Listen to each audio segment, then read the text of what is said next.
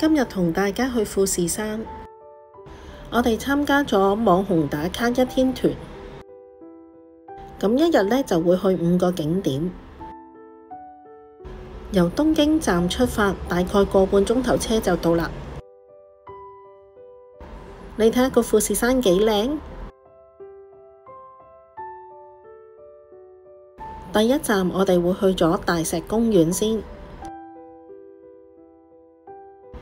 真係人山人海啊！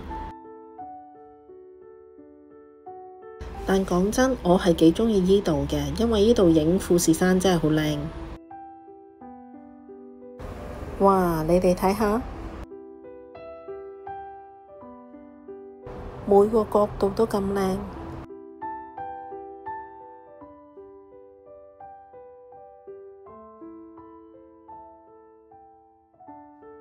嚟到羅森便利店，實際上係多人到不得了。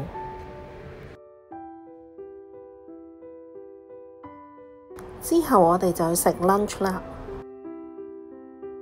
有幾款選擇嘅，不過呢，我哋呢個團佢只係畀30分鐘我哋食啫。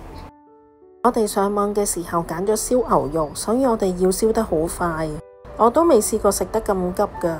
出門口影張相先。食飽咗，梗係要做返啲運動啦。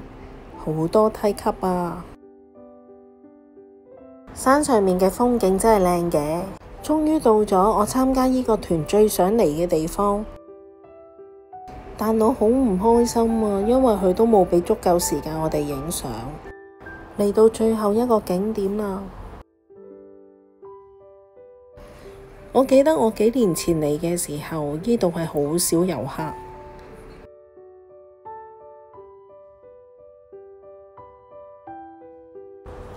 而家遊客多到呢，大概下晝3點鐘，我哋就要搭返車返東京站啦。總括嚟講，呢個團俾我嘅感覺就係趕趕趕。我覺得最唔抵呢，就我哋上網買咗嗰個午餐，我哋上網買係要300蚊一個餐㗎，但去到食呢，只需要150蚊。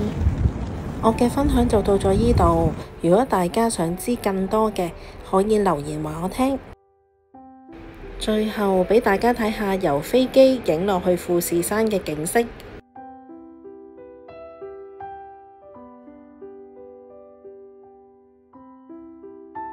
多謝你哋啊，請多多支持。